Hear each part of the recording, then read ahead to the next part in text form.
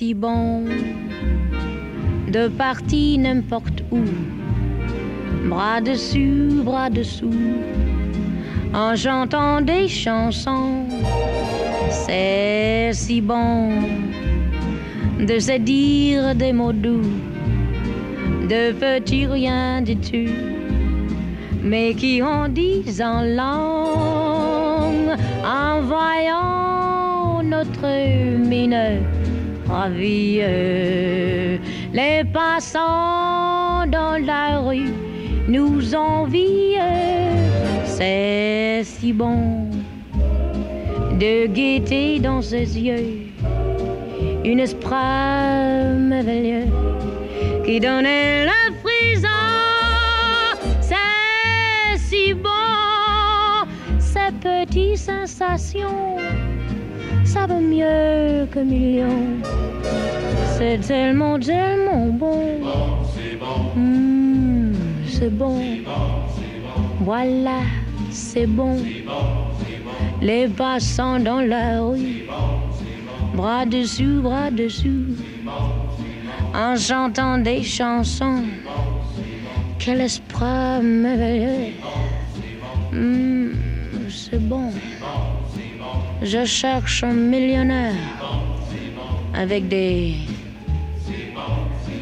grands Cadillac cars, mink coats, des bijoux jusqu'au cou, tu sais. C'est bon. Ces petites sensations. Peut-être quelqu'un avec un petit yacht, non? Oh, c'est bon. C'est bon, c'est bon. Vous savez bien que j'attends quelqu'un qui pourrait m'apporter beaucoup de loot. Ce soir, demain, la semaine prochaine, n'importe quand. C'est bon, si bon. Il sera très crazy, non? Voilà, c'est tellement bon.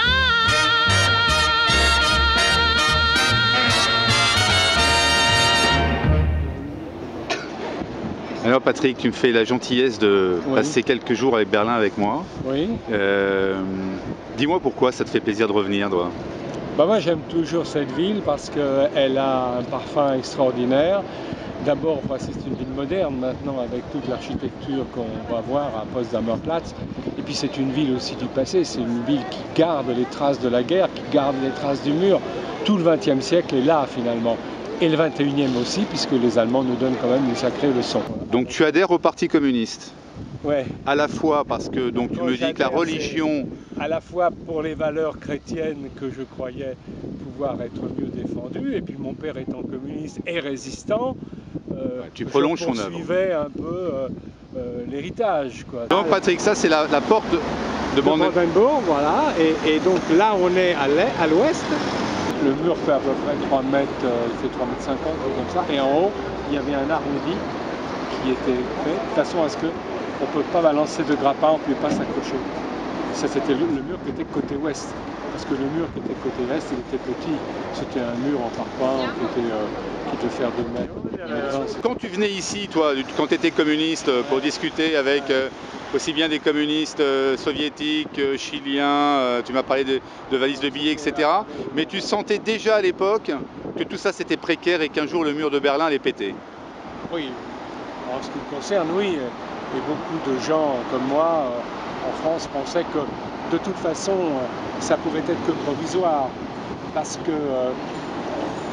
et d'ailleurs les Allemands, certains Allemands de l'Est, même les administrateurs de cette affaire ne le contestaient pas vraiment, mais c'était plus tard, c'était pas maintenant, il fallait se protéger, mais peut-être qu'un jour le mur, quand les gens auraient compris, quand le peuple aurait développé son niveau de conscience, peut-être qu'on pourrait le faire tomber, parce qu'ils savaient très bien qu'il y avait un côté inhumain d'avoir séparé cette population en deux. Alors donc, qu'est-ce que t'inspire cette photo? Ben, c'est des photos, donc c'est une photo des pionniers avec une fusée. On suppose qu'elle est d'origine soviétique puisque c'est écrit en russe, mais qu'elle est pacifique puisqu'il y a marqué Mir et Drujba. Ça veut dire paix et amitié, comme toutes les fusées soviétiques. Vive le socialisme heureux, là. Hein. Le mouvement des femmes, les pionniers, que tu vois, les enfants, là. Ah ouais, tout ça, ça rayonne de bonheur. Voilà, quand t'as un ouvrier qui serre la main, Donner cœur. quelqu'un d'important. Non, c'était pas le cœur, mais peut-être on pourrait penser à Walter Ulbricht, mais qui était le précédent, c'est pas sûr. Et puis alors là, nous avons l'agriculture aussi. Bon, il n'y a pas de saxophoniste, c'est dommage. Ouais, l'agriculture et l'industrie. Voilà, et en fait... la planification, regarde, les plans là-bas. Rien n'est novateur là-dedans, puisque, rappelle-toi, au 19e, il y avait des symboles de l'agriculture qui rencontraient l'industrie. Il y a eu tout ça comme peinture au 19e. Travail, famille, patrie, c'était autre chose. Donc là, face à nous, en fait, on est à l'ouest. C'est le fameux Checkpoint Charlie. Je vous conseille d'ailleurs le SAS éponyme. Voilà. Donc ici, l'emplacement du bunker d'Hitler, qui est essentiellement au sous-sol, qu'on n'a pas pu démolir lorsque les soviétiques ont pris Berlin-Est, tellement il y avait de renforts. En fait, à gauche, Berlin-Ouest, un no man's land, et puis là, tagué les vestiges du mur de l'époque, le mur de Berlin-Est. Et tu me disais, Patrick, qu'en fait, au milieu là, dans ce no man's land, il y avait des miradors, il y avait un fil d'acier avec des chiens policiers qui étaient attachés, des chaloups, et qui coulissaient les chiens sur une longueur déterminée, plus des rondes très rapprochées de militaires, de policiers armés de mitraillettes et de fusils. C'était dur de partir. Hein, il y a deux passerelles. Hein. Il y a Liechtenstein-Brücke et Rosa-Luxembourg-Steg. Attends, on est où là? Dans le quartier de Friedrichshain. C'est un quartier d'Allemagne de l'Est, enfin de Berlin-Est, excusez-moi. Et en fait, c'était un quartier où les maisons sont autour bonne partie de 1900, 1880, ce qui n'est pas si évident.